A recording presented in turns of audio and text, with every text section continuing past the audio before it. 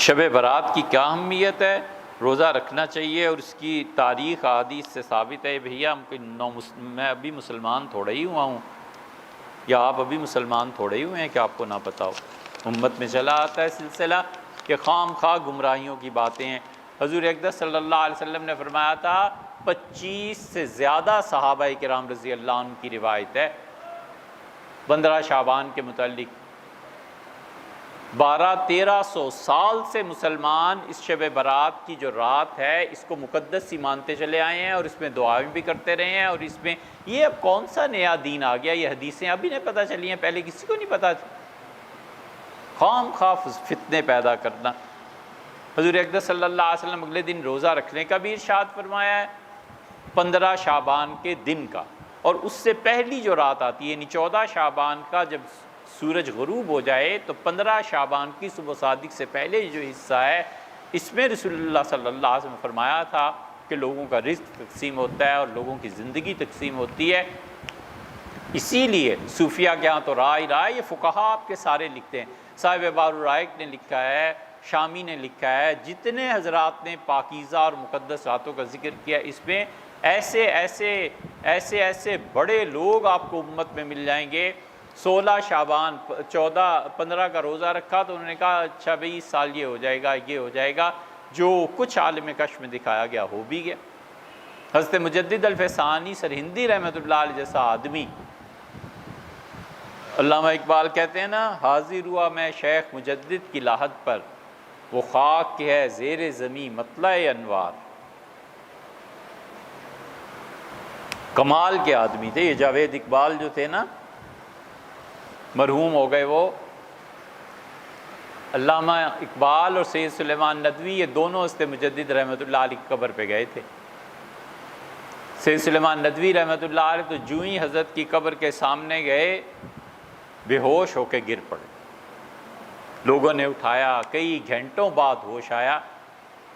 ان کے بڑے بھائی جو تھے نا وہ بھوپال سے مجاز تھے، اور بھوپال کی خانقاہ یحیوی مجددی ہیں، یعنی حضرت مجدد رحمۃ اللہ علیہ کے بیٹے یحییٰ تھے، وہ وہاں جا کے بھوپال میں بس گئے تھے، ان کی اولاد اب تک ہے، اللہ تعالیٰ سلامت رکھے اس خانقاہ کو۔ تو ان کے بڑے بھائی جو تھے وہ شاہ یعقوب صاحب مجددی رحمۃ اللہ علیہ تھے، وہاں پہ ان کے والد پیر ابو احمد صاحب رحمۃ اللہ علیہ کے خلیفہ تھے۔ یہ خاندان تو مجددیوں نقشبندیوں سے ملا ہوا تھا، تو سید سلیمان ندوی رحمۃ اللہ تو دل دے بیٹھے، جب ہوش آئے تو چپ رہے۔ سید صاحب اتنے زیادہ باتیں نہیں کرتے تھے، سمندر میں کون غوطہ لگا سکتا تھا، سمندر پی جاتے تھے، چپ رہتے تھے، کوئی جان ہی نہیں سکا یہ کتنا بڑا آدمی تھا۔ کسی نے پوچھا تنہائی میں تو فرمایا حضرت کی قبر پہ حاضر ہوا اور قبر سے اتنا زبردست نور نکلا کہ میں اس کی تاب نہیں لا سکا، میں سمجھا میں مر جاؤں گا، لیکن فائدہ ہوا کہ صرف بے ہوش ہی ہوں۔ اقبال کا بھی یہی حال ہوا تھا۔ علامہ جب گئے تو علامہ روتے رہے اور پھر کہا کہ اللہ تعالیٰ نے بیٹا دیا تو میں آپ کی خدمت میں حاضر ہوں گا۔ پھر جاوید اقبال کو لے کے گئے، علامہ نے خود یہ لکھا ہے مکتوبات میں، علامہ کے مکتوبات آئے ہیں 4 جلدوں میں، انہیں پڑھیں تو پتہ چلتا ہے کہ یہ لوگ کس پائے کے تھے۔ تو اس لیے 15 شعبان کو بھیا عبادت کرنی بھی چاہیے اور ثابت بھی ہے۔ ہاں بات تو بیچ میں رہ گئی، حضرت مجدد رحمۃ اللہ علیہ کی اہلیہ، یہ حضرت کے حالات میں لکھا ہے کہ حضرت مجدد رحمۃ اللہ علیہ 15 شعبان کو 14 کی رات گزر گئی تھی تو 15 کو باغ تھا اس میں ٹہل رہے تھے، افطار کرنے کا وقت قریب تھا تو ایک پتا ٹوٹا، تو اہلیہ نے کہا کہ آج رات یہ پتا ٹوٹا ہے، ابھی خزاں کا موسم ہے، آج رات پتہ نہیں کتنوں کے نام بھی کاٹ دیے گئے ہوں گے۔ تو حضرت مجدد رحمۃ اللہ نے فرمایا تم مجھ سے بات کر رہی ہو جس نے اپنی آنکھوں سے دیکھا ہے کہ اس کا نام کاٹ دیا گیا، اگلے سال سے پہلے انتقال ہو گیا۔ یہ بات سنائے نا تو پھر وہ بڑی گراں گزرتی ہے۔ شیخ الاسلام ابن تیمیہ رحمۃ اللہ علیہ جو ان سارے نجدیوں اور وہابیوں کے امام، ہمارے شیخ، کیا کہنے ان کے، شیخ نے خود یہ فرمایا، ابن قیم نے لکھا ہے مدارج السالکین میں، یار یہ کیوں نہیں حلق سے اترتی باتیں۔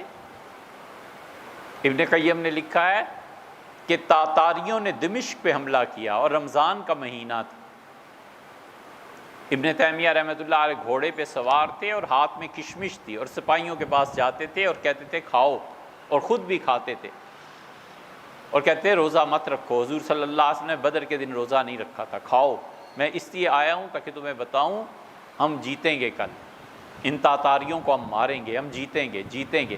ابن قیم کہتے ہیں میں نے یا کسی نے کان میں کہا کہ حضرت انشاءاللہ بھی تو کہہ دیں، تو مسکرائے اور کہا انشاءاللہ اس لیے کہہ دیتا ہوں کہ شریعت نے یہ کہا، ورنہ تم اس آدمی کو کہتے ہو جس سے رات اپنی آنکھوں سے لوح محفوظ پہ لکھا ہوا دیکھا ہے کہ ہم جیتیں گے اور تاتاری پٹیں گے۔ یہ اتر جاتا ہے، اور یہی بات حضرت مجدد رحمۃ اللہ کا نہیں اترتی۔